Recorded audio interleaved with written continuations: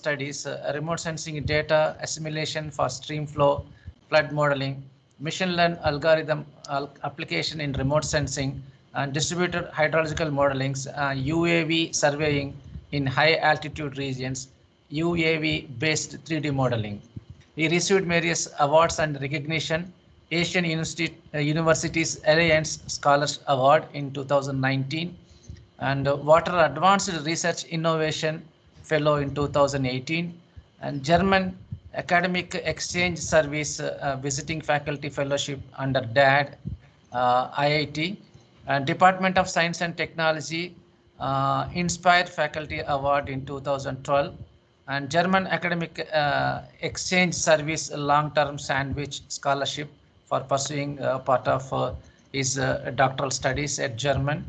A National Doctoral Fellowship Award by AICT New Delhi in 2015. He has published more than 38 journals in peer-reviewed journals and book chapters, 3 book chapters, and conference proceedings 18, and has presented in more than 35 conferences his H index is 11 and I-10 index is 13.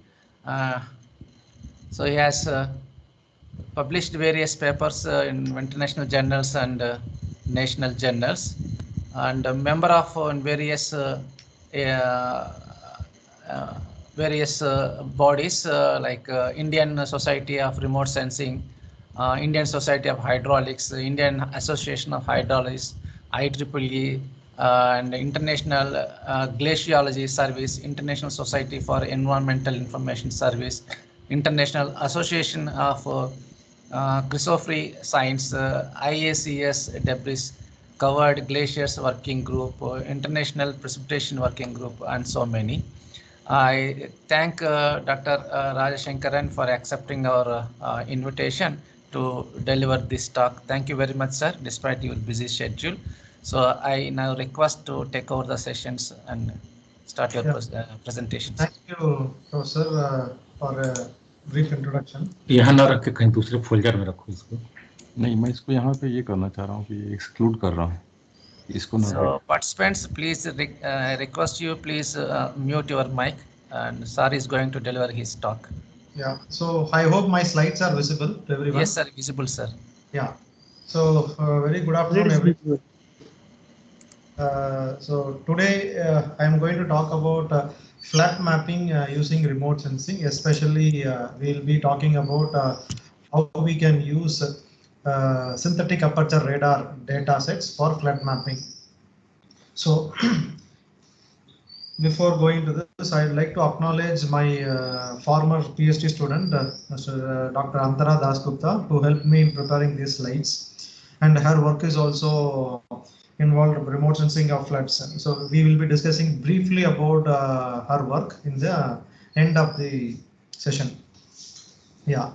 So now, before going into this topic, I assume that you have some background in remote sensing, like what is remote sensing and what are the different regions of electromagnetic regions are available for remote sensing purpose. For example, like optical, thermal and microwave region, all these things, and passive, active. So some basic information I hope you have. Considering this assumption, I am now going to discuss about the flood mapping using SAR, synthetic aperture radar. So now we'll discuss what this one. So why there are again flood mapping can be done either using optical images or using microwave images. In microwave, we have passive microwave and another one is active microwave. Within active microwave, we have a technology called synthetic aperture radar. So why we need SAR? So SAR versus optical. So why SAR is better for flood mapping? Because earlier people have used optical data for flood mapping, but there are a lot of challenges are there. So to overcome this, now recently, I can say that since last 1 decade or 1.5 decades, people are moving towards SAR because of its what you can say versatile applications. SAR is a type of active data collection, where a sensor produces its own energy and then records the amount of the energy which is backscattered after interacting with the Earth's features. While optical imagery is similar to that of interpreting a photograph. It's very easy, means aerial photographs. SAR data require a different way of thinking in that signal is because it behaves differently when the surface is moisture or the surface is dry also. So the way we need to interpret the SAR image is also different. We will discuss those things. What are those things? So why SAR?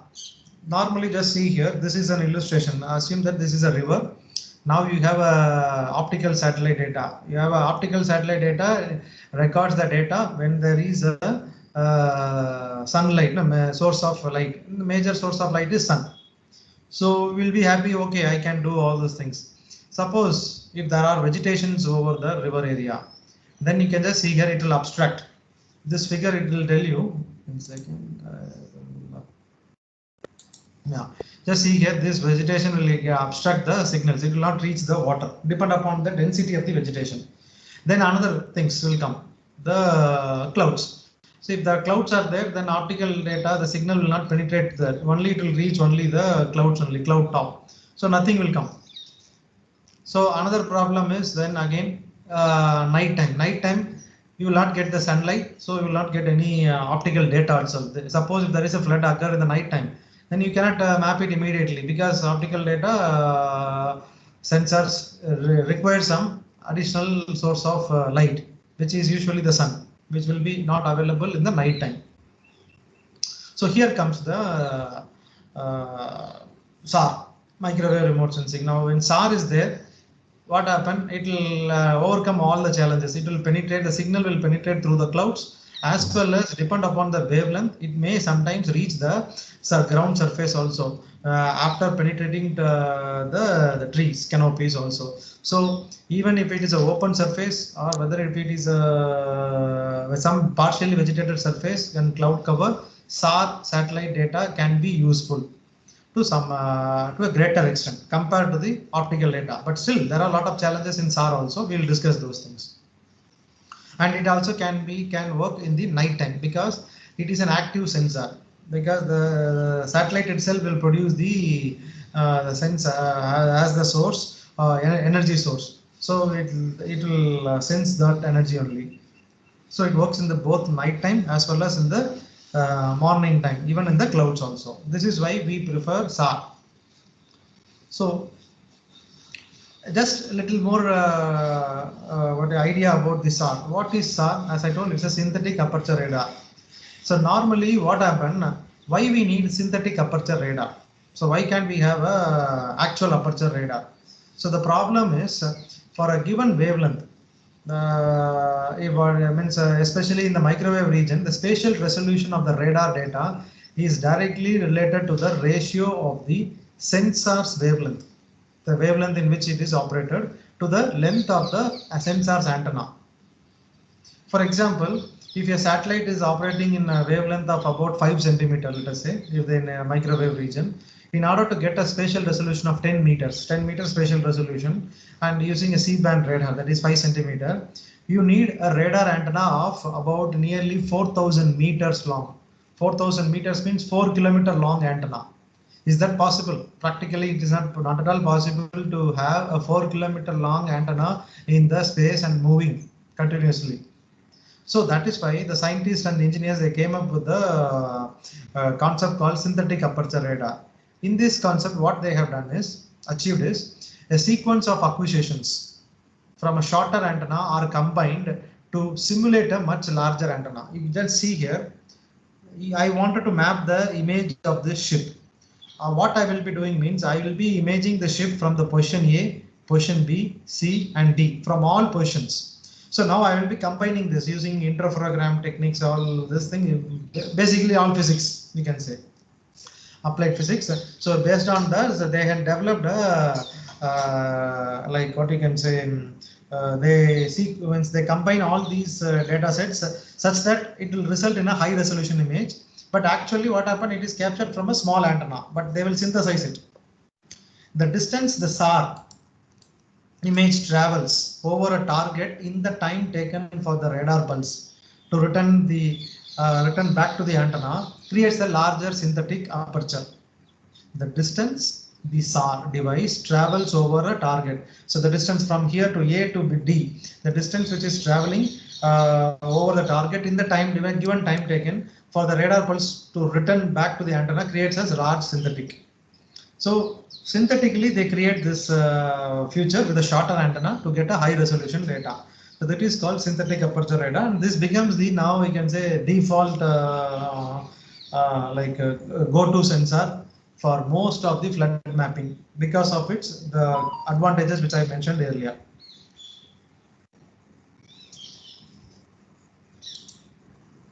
Now, before going into in details, we will discuss about how the SAR surface interactions. This is very important to understand the SAR-based flood mapping, because as I told, interpreting the SAR data is not very easy compared to optical data. Optical data is like interpreting your photographs. It is very easy, you know, okay, vegetation will look in green color, water will look in blue color, means or other colors depend upon the water quality, all these things. But in SAR it is very different. So before going into the details, we will discuss about how the SAR data and the SAR signal and the surface interacts. Before going to that, we will discuss about what are the different electromagnetic regions, sub-regions within the microwave region. So, if you are aware of the remote sensing, normally electromagnetic region is divided into optical, thermal and microwave. And in optical, they call it as a UV, like red, blue, green, all these things. In thermal also, they'll say short wave thermal and long thermal, all these things. Yeah. But in microwave regions, the designations are all in the name of C, K, L, P band, all these things. Because there is no scientific reason. It is mainly for this military reasons. They have kept it secretly. So I don't know what is C, what is K, because there is no proper what you can say sequence also. Just because it was earlier used for military purposes, they just kept, okay, C means the enemy does not know which band frequency they are receiving the data, all those things. And when it started moving to civilian application, they followed the same conventions, the names. If you see here, most of the satellites operates in C band and L band and P band. Mostly C and L band, you can say. Some are operating in X band, and now there are satellites are available in K and KU band, but mostly C, L and X band. So the wavelength will be in the range of C band. If you see, it will be 3.8 to 7.5 centimeter. L band will have more length, wavelength. So you know that wavelength is indirectly proportional to frequency. When the wavelength is more, frequency will be less. So each wavelength, for example, C band, the data will signal will behave differently compared to L band data. So we need to understand how each band data is interacting with the surface also, because then only it will help you to choose a particular band for a flood mapping. We cannot choose randomly, okay, I will get X band data, I will use it. We need to understand how the X band data behaves with the Earth surface in different conditions. Then only we can use that. So now we'll see how these data sets are like what you can say interacting. So first of all, we need to understand about the surface scattering principles. So here, if you see here in the bottom, so here I have mentioned these are the different conditions. One is, you can say, the blue color indicates the water area, and the green color indicates the land area, and different combinations here. You can just see here water with rough surface. Suppose if you have a rough water surface, this is indicated here. If it is a calm water like in a lake, this one, and if the water and the land boundary areas which is covered by trees, and then water and covered by the buildings, and then mountain areas with high roughness, and then similarly urban areas with the buildings, and then mixed with the trees also. Different kind of land conditions will be there, wet and water and land surface condition. In these conditions, what are the different scattering occurs in the microwave region. If you see here, when the water surface is rough, you will have Bragg scattering. So this is how the what we can say the signals will scatter. And if you are having a very smooth water surface, you will have a specular reflection. Then angle of incidence will be equal to angle of reflection. That is called specular reflection. So another one is a diffuse volume scattering. So the another problem will be like volume scattering. If there is a tree above your land surface, the ground surface, then what happens? The signals will go depend upon the wavelength of the signals. It will go through the canopy. Then the canopy structure also will send the signals, as well as some signals may reach the ground also. So that is like a volume scattering. Then diffuse surface scattering, because the surface is rough, you will have diffuse surface scattering. Then corner reflections, because what happened, now the signal will not directly fall on the ground. Sometimes what happened, the signal will initially touch upon the tree or the next nearby building, and then it will come to the land, then it will go back to the sensors. So what happened, you will have double bounce scattering. So now in this condition, you can just see how strong will be the backscatter. So when you are having Bragg scattering, this kind of things, you have a decent level of backscattering, and backscattering will be very like you can say average. When you have a specular reflectance, backscatter will be very low, because this is like low to high. The backscatter will be very low. That's why if you see mostly the water, the lake water, all these things will appear black in color in a microwave image. The reason is due to the specular reflection. Then in all other scattering also will have some amount of backscattered signals will come back to the sensor.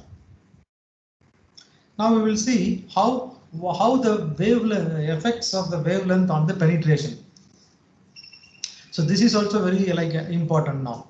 So effects of wavelength on the penetration, as I said, in microwave region there are different bands are there. X band, Ku band, C band, L band, P band, all these things are most commonly used sensors are C band and L band.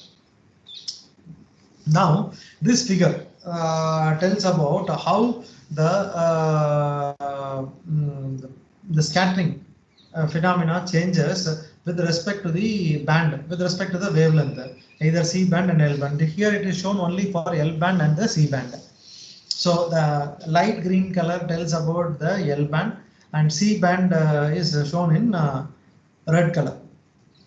Just see the top figure is about the dry condition. The same area when it's a dry, you can see here the numbers 1, 2 and 3 indicates, 1 indicates volume scattering, 2 indicates the specular reflection, and 3 indicates the double bounce. You can just see here the color means with the schematic itself. So 1 is like volume scattering means so it will not go deep to the ground surface. The canopy itself, the volume of the canopy itself will absorb and reflect the surface signals back. That is called volume. And then just see here 2. So for example, 2 here is, I think there is only in this location, because when there is a water, you will have a specular reflection. The angle of incidence is equal to angle of reflectance. And then you just see here the third, double bounce. As I told that the signal will be coming here. Actually, it should be like only directly to the grass. But however, what happened? It interacts, it touches the stem and then reaches the ground, and then it goes back to the sensor. So that is called its double bounce thing. It may introduce all errors. Now you can just see here in L band, mostly it is of there is no specular reflections. I think we have all kind of things. Just see here in C band, the amount of volume scattering is less. The reason is the C band, if you see, the wavelength is 5 centimeter approximately, 3.8 to 7 centimeter. C band wavelength is less. So the depth of penetration for the C band is less compared to the what you can say the L band. You can it is shown here. Just see how depth it is going, and you can just see here this figure. The L band goes up to the ground, but C band goes only to the top surface. When the wavelength is more, you will have more penetration. When you have more penetration means, yeah, it may reach the ground surface. But see, if you're having a completely vegetated areas, then C band data may not be very useful because it will not allow, it will not penetrate, reach the ground surface. And just see here, when the same area is flooded, what happened? You will be having specular reflection. So number 2, if you see here, only in this location we are having specular reflection, because what happened in these cases, the signal is not reaching the ground, so there is no point. And in these cases, what happened, the signal is reaching the ground, and there you are getting specular reflectance. This see here, this here, so you are getting specular reflectance because the signal reaches the ground surface.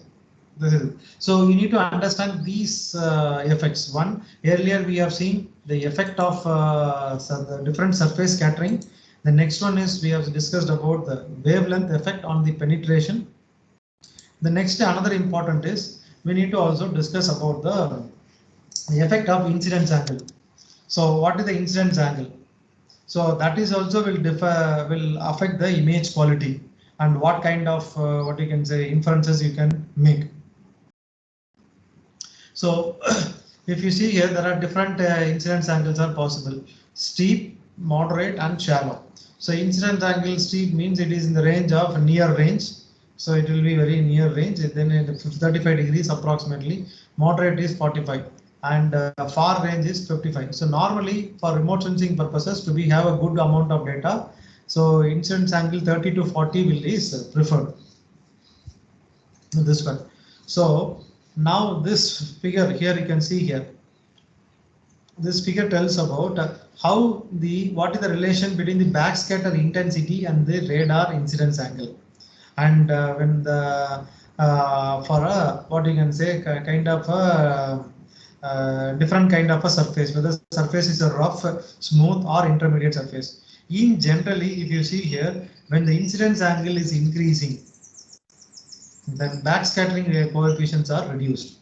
So when the backscattering coefficients reduced means backscattering intensity is reduced means then you will have less amount of data reaching the sensor.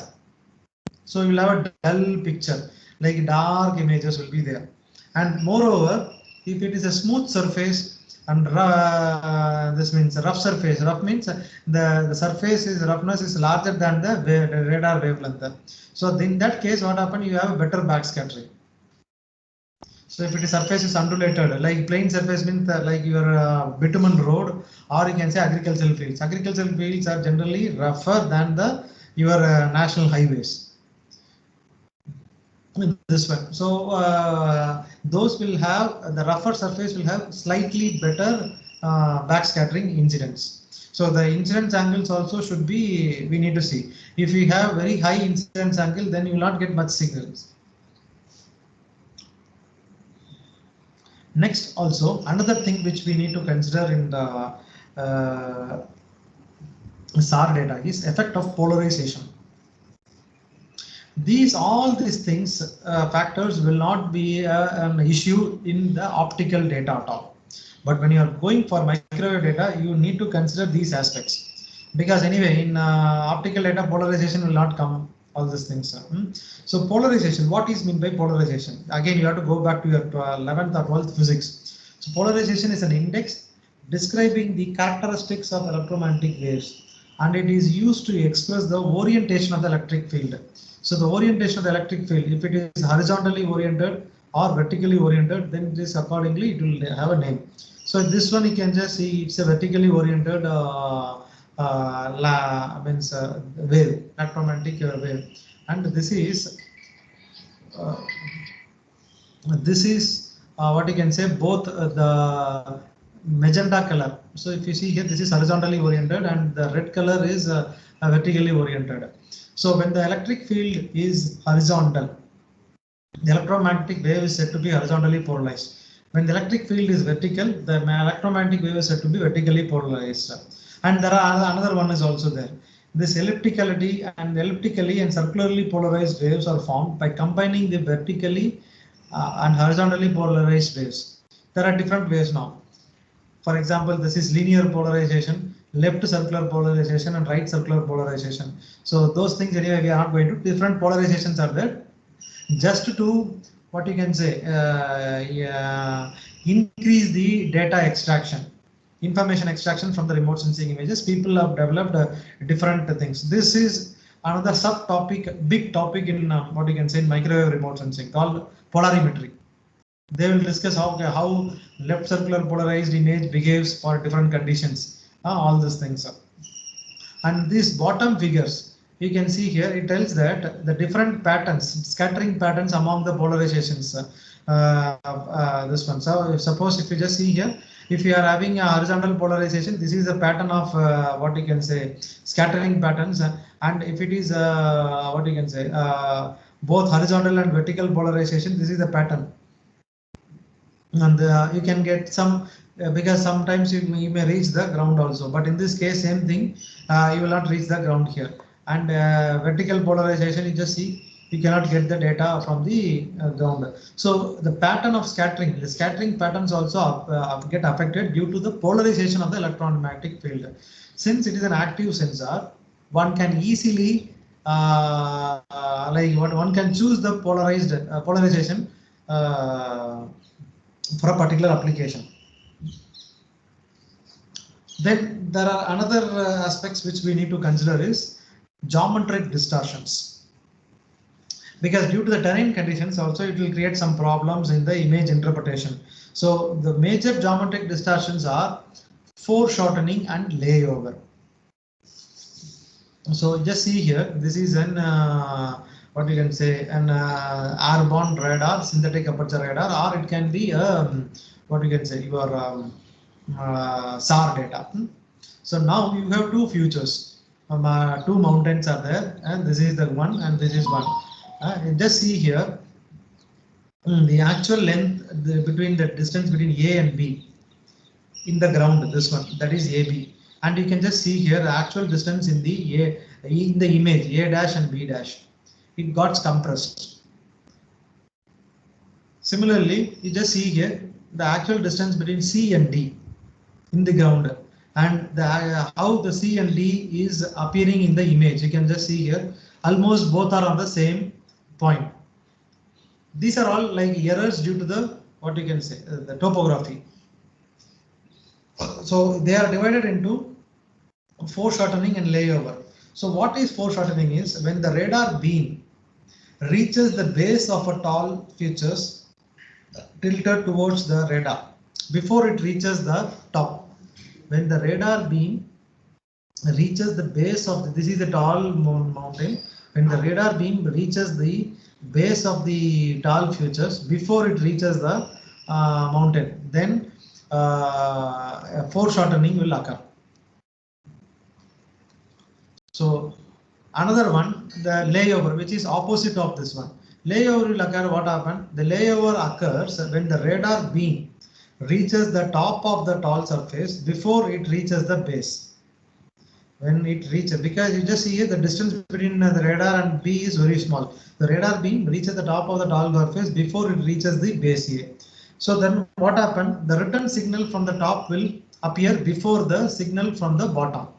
So now this, as a result, the top of the feature is displaced towards the radar from its true position. So now this is displaced from its true position, and it's lay over the base of the feature. It is like, just see, it is inverted, A and B. It should be coming here, A, and B should come here. But in this case, what happened? B is laying over on the A. It is changed. The position is changed. So these two errors will occur, and these two errors are mainly depend upon the incidence angle. Suppose if the radar beam is very close or perpendicular to the slope of the terrain, then the foreshortening will be very severe. Depend upon the incidence angle, the foreshortening also will have an effect.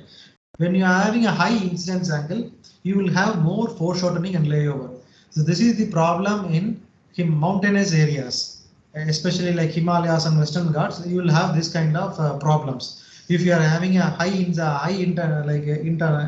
angles or very low incidence angles. So now what happens? One is it causes the geometry, and anyway, this all can be corrected later on. So both this foreshortening and layover result in radar shadow. So ultimately what happened, the radar shadow means radar shadow occurs when the radar beam is not able to illuminate the ground. That means you will miss the information. So another distortion is the what we can say shadow. Shadow occur in the down range dimension, that is towards the far range. That means it is far range, there is a far range from the sensor.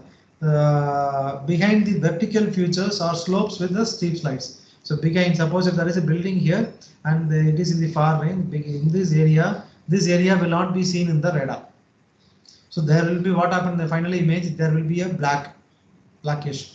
Since the radar beam does not illuminate on the surface, the shadowed region will appear dark on an image as no energy will be available to be backscattered. These are all, if you see, because this is a vertical high steep mountain areas, this one, and just behind this there is no. So that means the solution is we need to have a radar imagery from this direction to capture this area. That can be done using this one. So till now, these are all like fundamental principles one need to understand, concepts one need to understand before going for before using SAR data for flood detection. So we need to consider the wavelength region in which your data is acquired, and another one is how that particular wavelength interacts with the different edge surfaces, whether it is a rough surface, smooth surface, building, vegetated surface, all these things. And then another one is the topographic conditions, how the topographic conditions causes the distortions in the images, whether it is what we can say layover or foreshortening. And another important aspect will be the polarization. Which polarization in which polarization the image was acquired. So these factors have to be considered for mapping a particular flooded areas. For example, if you have a same flooded area, if you are viewing in a C-band data, it will appear differently. Same C-band data, if it is in a HS polarization, it will have a different appearance. If it is taken in a HV polarization, VV polarization, in the different polarization, it will appear differently. So we need to know all these interactions, the surface interactions, then the topographic factors, as well as the data characteristics. Surface characteristics, then geometric includes the topography, the surface characteristics, and the your data sense electromagnetic signal characteristics. These two both are very important to understand before going for flood mapping or any applications using SAR data. So do you have any doubt till this? Before I'm going to the flood detection from SAR, I'm discussing that. Before I'm discussing that concepts, I just want to ask you some doubt thing. Does anyone have any doubt till this?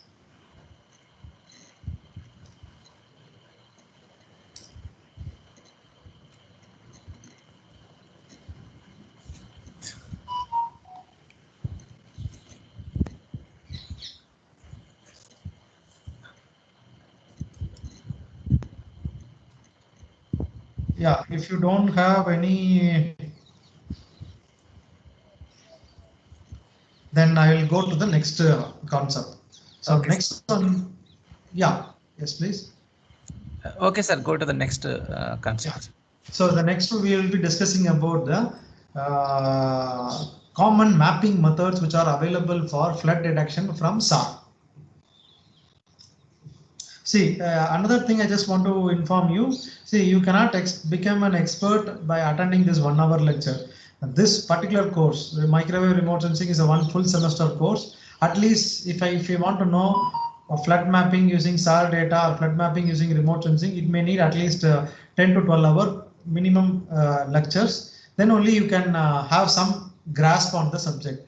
The main intention here is to introduce you the different terminologies and different concepts, so that directly when you are going for planning for some flood mapping using SAR data, remote sensing data, at least you will think, okay, I need to consider these factors. You cannot directly go and download some data and do the work also. unlike optical data. So you need to take into account these aspects. That is my intention. Yeah. So now we will discuss some of the mapping methods available for flood detection using SAP. So these methods can be divided into what you can say 3-4 categories. You can say 4 categories. You can say one is visual interpretation, and another one is thresholding based techniques, and the third one is change detection based techniques, and the fourth one is contextual classification. We will just tell about a brief overview of all these techniques. So now the strength of the visual interpretation is it's a straightforward application, high accuracy, single image approach, but you need to have an expertise in the study area and data. Then only you can interpret, okay, this is a river and this is the flooded areas. All this thing extremely subjective. That means, as I told, it requires expert knowledge of the image processing and flood processes, and also the geographical area in which you are dealing with. Difficult to implement over larger areas, rarely useful for operational purposes. Challenges for images with complex flow paths. So I cannot implement for entire India, and I mean I cannot use it for real-time applications. So it has only post, what you can say, a disaster assessment possible, and that too for small areas. Okay, and subjective. Then next method is thresholding based method. This is the most commonly used method, and it is the rapid method, you can say. So thresholding means you will divide that area into flooded areas and non-flooded areas. So then here there are again 3 subtypes. So how to identify the thresholds? So either you can do manual trial and error, and global, automatic, and global means local automatic approaches, thresholding. There are various thresholding techniques are available for automated thresholding, dividing the area into 2, black and white. So very fast, high potential of automation, moderate complexity, and basis of the main this and so mostly these are all a single image approach. But this also has a limitation. This approach fails when the land and water backscatter contrast is low, and then it is very difficult. The problem is like the threshold may vary from one image to another image. You cannot do it, implement it. But what happens when there is a lot of shadow regions in your study area, urban area, and there are naturally the water body also will be appearing black. Then you may confuse that, okay, this shadow also you may consider this as a flooded area. But actually what happened, it is a no data region. So when there are like low backscatter, a lot of shadows are available, then this method may fail. But it is a very fast for a quick appraisal. Yeah, this can be used. But it is widely, in fact, it is also being used operationally by ISRO also to give flood maps during any disasters. This is an immediate what you can say output. Then another one is change detection. This is like what you can say very comparatively a better approach, more you can say robust. So here you can go again. There are 2 categories are there. One is post classification comparison. Another one is repeat pass interferometry. The repeat pass interferometry is like a high sophisticated approach. So what happens? You will be having an image of a particular area before flood and after flood. Then you can easily compare, and then you can do the analysis. Repeat pass interferometry means, so it is also like what you can say, you will be taking an image of the particular area 1-2 days before and after 2 days, like in a gap of 2 to 3 days, all those things. So what happened? Then you will be using a technique called interferometric technique. I'm not going into the detail. So using that we can detect the changes, all these things, and this is very useful for urban and vegetated areas. But one of the limitation in this is you need to have a reference data of non-flooded conditions. That means selection of appropriate reference image, possibly the high complexity and multi-image approach. In previous cases, what happened? You need a single image. but you should have, in this case, you should have a reference image also. So it involves some complexity. Next one is contextual classification. It's like a regular classification of approach. You will be selecting the training pixels and applying a classifier, and then you will prepare the classification. Again, here there are, like, what you can say, several methods are there. 4, what you can say, subcategories: texture based method and object based method, active contour models, Markov random models, and so these are some of the, what you can say, drawbacks. So the texture based means it will take into account the textures, the spatial, what you can say, the variation of the backscatterings and the pattern of the backscatterings. Based on that, we can do this one. But again, there are problems in identifying the window size to calculate the textures, thresholding. All these things will be difficult. Anyway, I'm not going into this. The slides will be available post my seminar. You can have a look at these methods. These are all high-end methods and multi-images methods sometimes, mostly. So now I will just tell about some basics about, what you can say, the how to interpret the SAR images, especially for flood mapping, and what are the challenges and the solutions. So you just see here. So this will tell you the previously I have discussed about how different microwave bands reacts in for flooded situation, and different polarization, how it affects our interpretation skills and how it appears for viewing. So this can be easily, those things can be easily seen here, discussed. So now just see here, when you are having an emergent vegetation, because you cannot say that there are no vegetation, means only vegetated free areas. Obviously, in most of the areas we'll have some vegetations along the water bodies. This slide says how the same area, if it is taken captured in C band data, L band and P band data, how it looks like. You just see here, there is no contrast much. As I told, the water bodies will appear black because of specular reflection. You can easily say this is water body, but here you can just see here, you cannot able to see. There are these areas got flooded, but in C band you cannot, because I told C band will not penetrate below the vegetation if the vegetation is very high. But when the wavelength is high, the signals will penetrate below. So then there will be some signals coming from the flooded areas. That is why in L band it appears slightly bright. In P band you can see it has more bright. So same area, all microwave data, but in different bands, how it looks. But if you go in optical data, it all will look like same only. RGB, it looks like same only. Unless you are using a different multispectral things in what you can say in NIR band, all this thing, but otherwise blue, green and red in optical region, if you see, then it will appear same in all the different sensors also. But in this case, depend upon the bands, you can see how it is varying. So what is the possible solution? How to overcome this? In this, we can go for polarimetry. So the polarimetry concept comes here. As I told, 1 minute, I think my slides got stuck. Yeah. Yeah. So the polarimetry, just see here, the same area now, this is in HH polarization.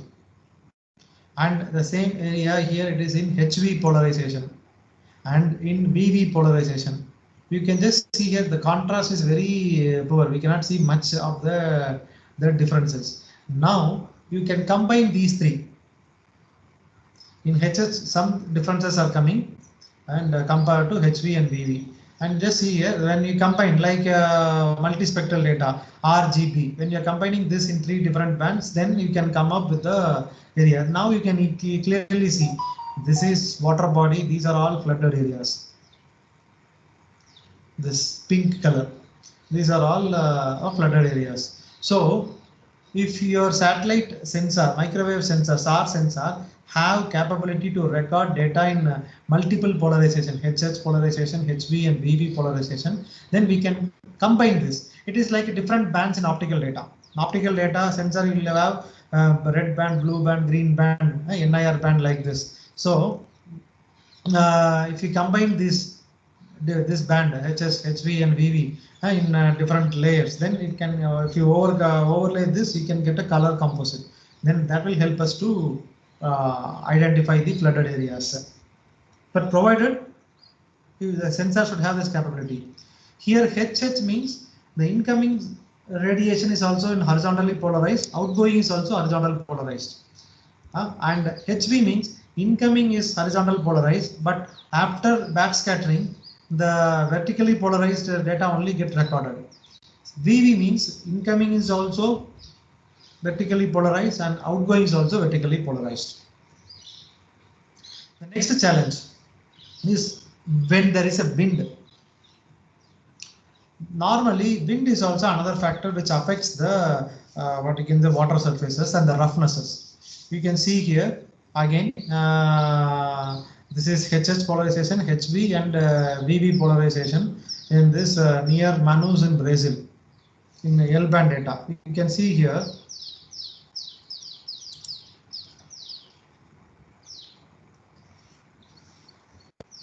So HH, if you see, it will be like very dark, and VV also you are seeing it is more brighter. So it looks like this HV polarization is more optimal for rough water identification.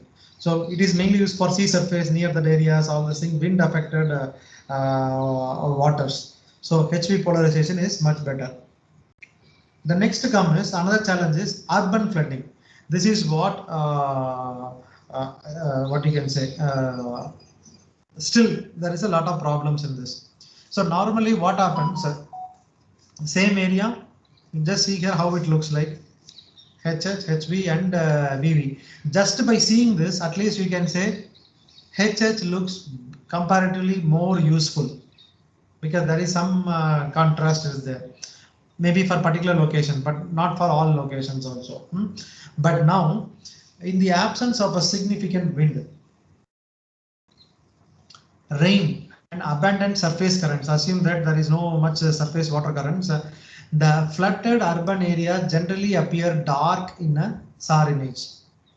The reason is due to the specular reflection from the water surface. Because assume that the water is almost stagnant, not much, the current is very high, all these things. In that case, what happened? The flooded urban areas appears to be dark. But you just see here in HH polarization, it looks more bright. In HV polarization, you can see some dark patches, all these things. We'll see why it is appearing the bright. Then now, what happened? Another one, the road as well as and the tarmac, the bitumen, no, the tar, where they are putting the black color layer. This also exhibit low backscatter.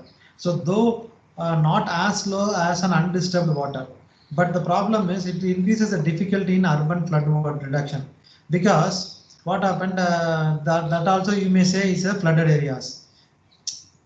But actually zinc, the color is black. This one. Just excuse me. Hello. Yes. Yeah, Tanvi, I'm in a seminar now. Can I just call you back in a half an hour? Okay. What's the number?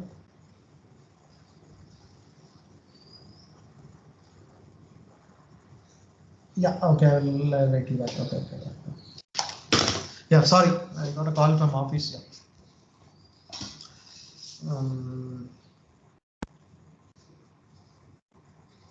And then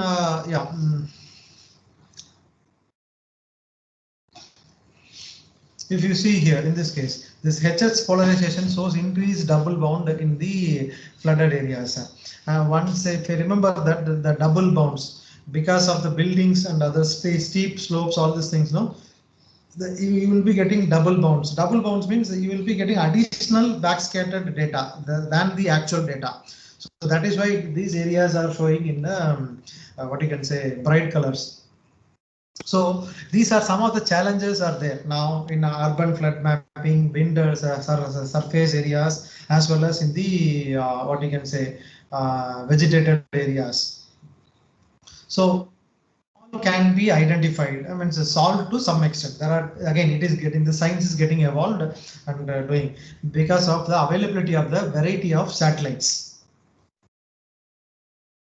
We will just discuss about some of the SAR satellites available, historical, currently operational, and also planned. This will help you to decide, okay, which technique can be used. See, for example, I said a lot of techniques. That also depends upon the data availability. If you are planning for operational, you need to look, okay, whether all the satellite data is available real-time purposes. No. In that case, then you have to, that also will restrict your mapping technique. For example, if you have only C-band data is available real-time basis immediately, then you have to go only for the data, means the classification method which is depend on that kind of data. For getting an idea about what kind of data will be available to us, their characteristics, this information I'm going to present. You can see here there are a variety of satellites are there now. So now in 1992 onwards, the SAR data, microwave data, SAR data started emerging, and in the x-axis is the timeline, and y-axis it is about the, what you can say, the different bands, the capabilities of the SAR sensors, say C-band, X-band, and L-band. You just see here most of the satellites, many satellites are in C-band and nowadays are in L-band. There are a variety of satellites are there. India is planning in collaboration with NASA a satellite sensor called NISA. That is NASA India SAR. It is going to launch in 2021 or 2022. I don't know when it will be actually there.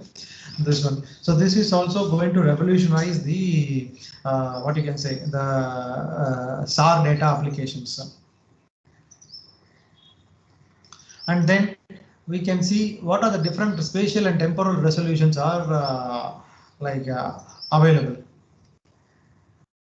Just see here the same satellites now. It offers means like it offers from a revisit period of 1 hour to 10 days, and the resolution also varies from nearly 1 meter to approximately 15-20 meters now. So these are all like active constellations. You can see, and these are all like planned individual satellites. So somewhere NICER will come here. Yeah, you can just see here individual satellites. It will come. These are like constellation means based on the constellation you are able to get the data within 1 day. Not from the one satellite. It is a series of satellites with the same characteristics. So launch in a gap of a particular time interval will give you means what you can say high temporal resolution. Say every 1 day you will get it for a particular area. So these are some of the characteristics of the SAR platforms. We can have a look at this. Yeah. So lastly, I'm going to discuss about the work based on done in our group. So we have used SAR data for flood mapping. I'm going to present a case study in Clarence catchment in Australia. So we have it was done. The work was done by my PhD student Antara Dasgupta and got published in Remote Sensing of Environment, and it was in collaboration with the Australia Monash University, and we have chosen this area. The reason is availability of the data, because when we are proposing a new algorithm or a methodology to evaluate it comprehensively, we need to have a good ground data, validation data. So since it is available there, and we have used this data for our analysis. So this work got published in Remote Sensing of Environment in 2018. You can, interested persons can have a look at it. If you have any doubts, you can ask about the paper later. So this is just about the study area. You can see here the study area is located in Australia. So there is a river called Woolmara River, Clarence River, and these are some of the gauging stations, you can say. And this is the area we are looking for. These are, you can just see here, this is the flooded areas. We wanted to map all these things. So we have used a SAR image called Cosmos SkyMed image, which is having a resolution of 3 meter data, and it is a HH polarization image. So mostly the problem, as I told, to identifying the water and non-water areas. So it's all mainly depend upon the histograms. Like typical flood histogram will have some area, let us say, some area will not be having any affected by floods, and some area will be affected by floods. In that case, what happened? You will have two different peaks will be there, and you want to identify the threshold which divides these non-flooded areas as well as the flooded areas. So that is the main problem. So now, in this case, it's very easy because just see here, you have a clear differences. But normal typical flooded histogram, how it looks like means it will be like this. So what happened? Identifying a threshold will be very, very difficult. So this is the problem. So that's where we, in our approach, we were looking for contextual based classification. If you remember the 4 different categories of flood mapping techniques, I have mentioned lastly contextual. So we have gone towards that one, contextual based classification, and we have implemented it in a single image. That's the main advantage of our algorithm, and it can be useful for operational approaches purposes. So here we have used image textures. For example, these are some of the image textures will be there. This is the flooded area and this one, and different patterns will be there. So now based on the analyzing these patterns, the available inherently available textures, then we try to develop knowledge and then classify the images. So there are a lot of challenges will be there. How to calculate the textures? So I told one is the histogram problem. The solution is texture, but calculation of texture itself a difficult task, because like how to choose the window size, which texture, there are different text patterns will be there, what pattern, how many, which patterns I have to use, all these things will be there. So we have like what you can say, developed like what we can say, we have proposed an approach to reduce these complexities. So our approach involves the following steps. First one is we have done the initial pre-processing of the satellite data. Then we calculated the semi-variogram. So it will tell about the variance of the backscatter values from the particular distance. Anyway, I'm not going into details about this. Then next one is you will be calculating the coherence matrices, and then you will calculate the textures. And then what happened? There are various textures will be possible, like entropy, coherence, correlation, predominance, all so many things are there. I cannot use everything also. So we have to again optimize the textures using independent component analysis. It is similar like principal component analysis. Then what we have done is we have added the optimized textures only to the intensity image, actual image. Then we have done the classification based on our neuro fuzzy classifier, like maximum likelihood classifier, where different techniques are available. So we are done using a neuro fuzzy classifier. Finally, we get the fuzzy flood extent maps. Validation data, what we have done is we have used the high resolution aerial photographs, and which is of 10 centimeter. You can just see here, this is an aerial photograph of that area.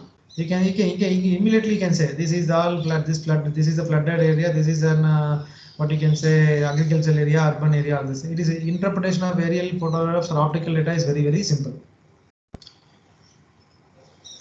Then next one, the major, I will go to the results.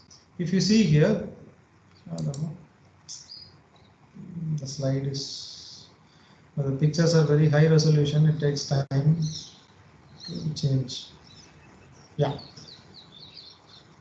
The final key results, if you see here, when I use the SAR, only SAR data and the neuro fuzzy classifier, this is the output, and SAR data and the standard textures, all the textures, whatever is available, I am using it. This is my output. And finally, what happened when I'm using the optimized textures and the SAR data, this is the final output. So overall, if you see here, the error, the reliability, and the what you can say, the error is reduced from 0.059 to 0.027. You may look it is like very simple 0.027 only, but it is like 54% improvement reduction in the errors, and then it translates to nearly 5 square kilometers or something in the actual ground data. So the optimized star means instead of it will reduce the computational intensity, because I don't need to introduce all the star elements textures whatever I can calculate. So I will be using only the relevant one, which will give me useful information. So those and it has reduced this, and this method is a single image based approach, and this can be has potential to apply in operational regions. So the major conclusions of this study is about the texture-based image enhancements improve the flood mapping from single SAR images compared to the other methods also. That those results are not shown here. Then optimizing texture decreased the classifier sensitivity to the speckle noise. And the neurofuzzy classifier characterized backscatter and classification uncertainties. Finally, we are also giving some uncertainty in our estimates. This is very useful for making decisions. So this is just about like what you can say, a demonstration of our algorithm.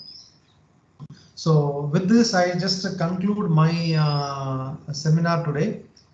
So just before going into before finally wrapping up, I will tell you what we discussed. So initially we discussed what is SAR, why it is important and useful or better than the optical data, and we have seen how the electromagnetic radiations in the microwave regions behaves with the earth surfaces in different conditions, water and non-movements, wet and dry regions, in vegetated and non-vegetated regions, all these things.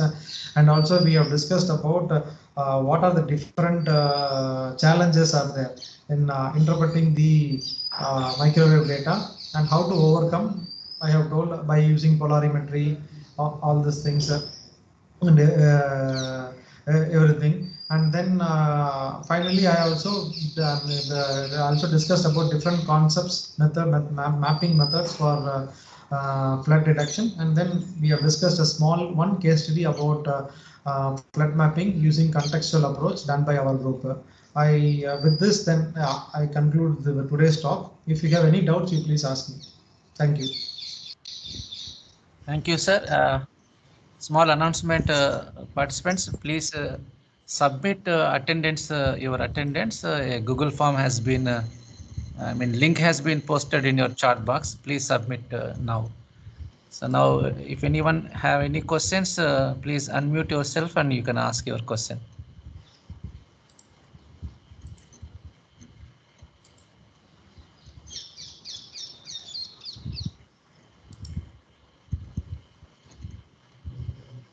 So there is a one question in chat box, sir. You can see it. Yeah.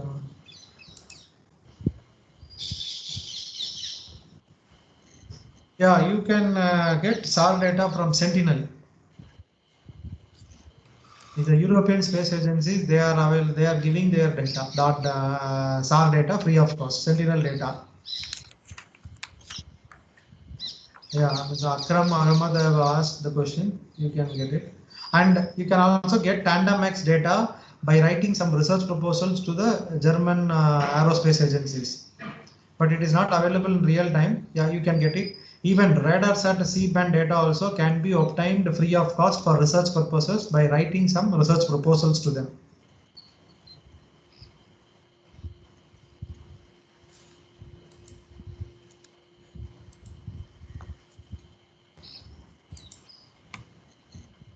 So what are the various software required to process this SAR data, sir? ERDAS like MATLAB you can go, sir.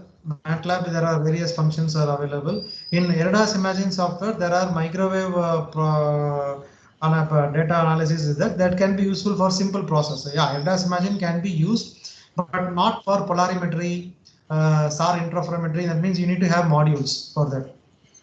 And there are tools like in European Space Agencies, Sentinel data processing tool, something SNAP. You can, it's all free source, free data, free tools. You can use that tools to do all the processing, whatever you need in what you can say, Sentinel data. Okay, sir.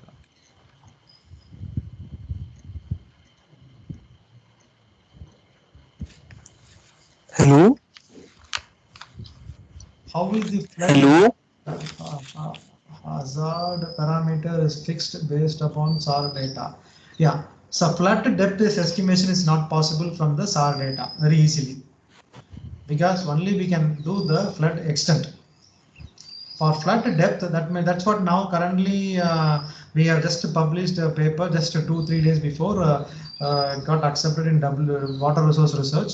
How SAR data can be used, because the SAR data, no, the flood maps prepared by SAR data can be used to calibrate your flood models, hydraulic models, which will give you the depth and the extent. But the extent calculated by those models will be having errors.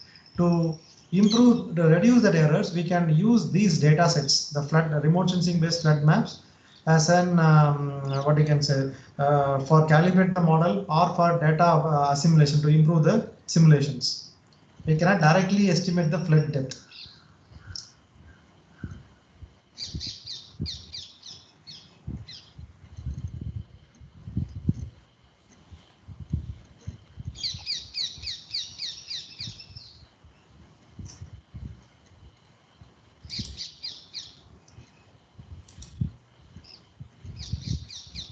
Yeah, if you see here in slide number 8, so depend upon the surface conditions, the amount of backscattering also will get affected. That's what I wanted to tell. If the surface is smooth, once again I will share the screen.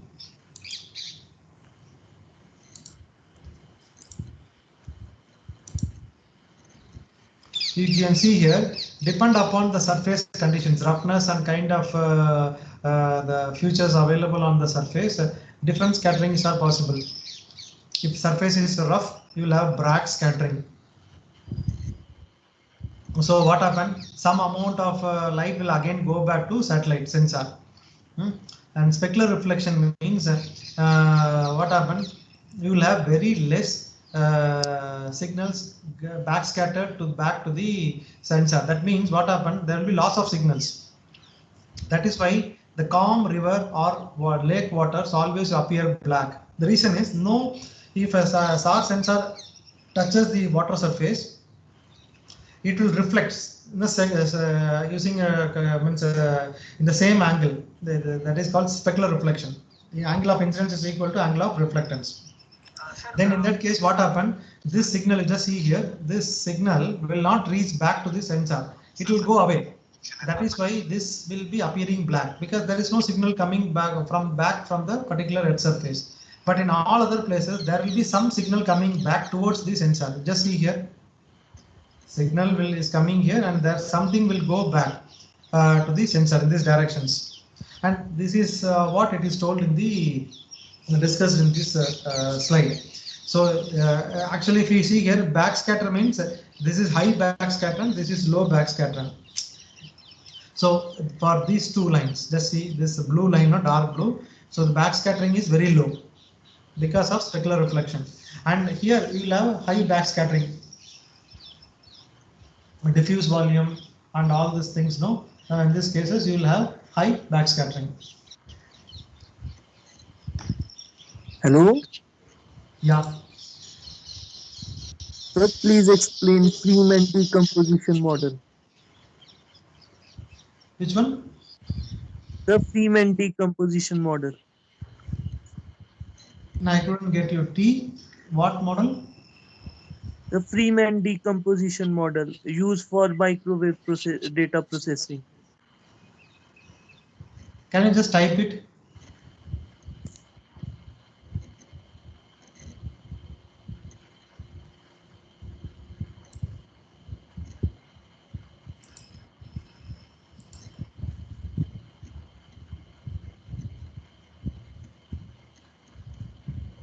The Sentinel SAR data ranges from 5 meter, 10 meter, depend upon the mode of acquisition. Someone has asked how to check the accuracy of the SAR image. So accuracy of what? Image means in which image? Accuracy of your classification or what?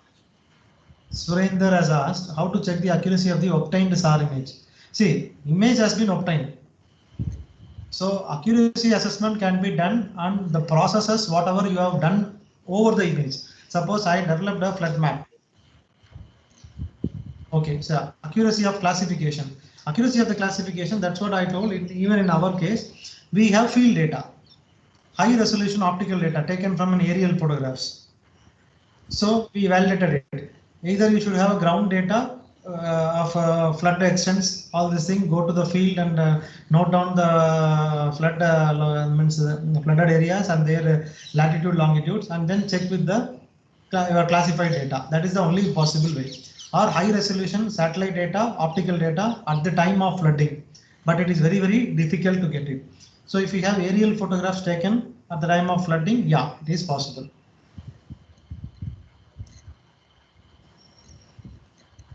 Or nowadays the people are going towards citizen science. So if you can collect the data and upload the data to the server and then say that take an image which tell you the latitude, longitude, and then the location means the photograph of that location means then that can be used to validate your what you can say the flood classification data. Because what happened, you will be telling what is the what you can say this was telling what is this you will be having the timestamp, and then you will be having the what you can say the position, as well as you will be having the what you can say the photograph of this. So those can be easily used for validation. So that is called now citizen science. Yeah, another person asked about Freeman decomposition. Yeah, actually, Prince, I am not aware of this because for our applications, for flood modeling, mapping, all these things, I have not used this because initially you have to just remove the speckle noise and then say image processing. This maybe comes under the polarimetry concepts. I'm not aware of this. Mainly, our group is not what you can say expert in polarimetry. We are mainly experts in expertise in application of remote sensing data for hydrology and water resource. Mainly, like for example, we have the SAR data. Now I know the SAR data, how it interactions with the ground, the flooded area, all these things. So how to extract the best information from that using the existing method. But in our case, we never used any such decomposition models. I think it may be in advanced level in processing, in especially in polarimetry. I'm not aware. Sorry.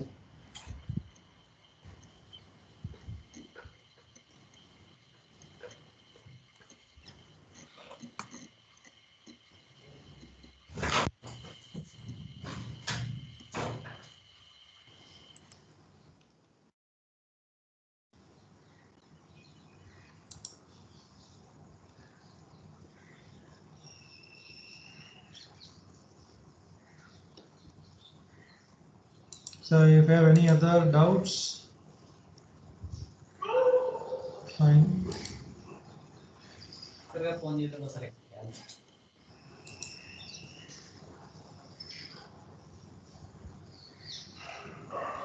Yeah, so if you don't have any further doubts, yeah, I think then we can conclude this session.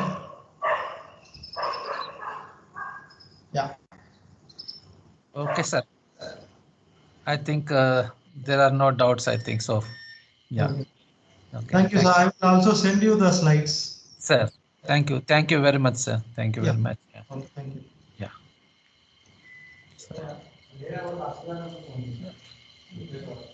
Okay, sir. Then.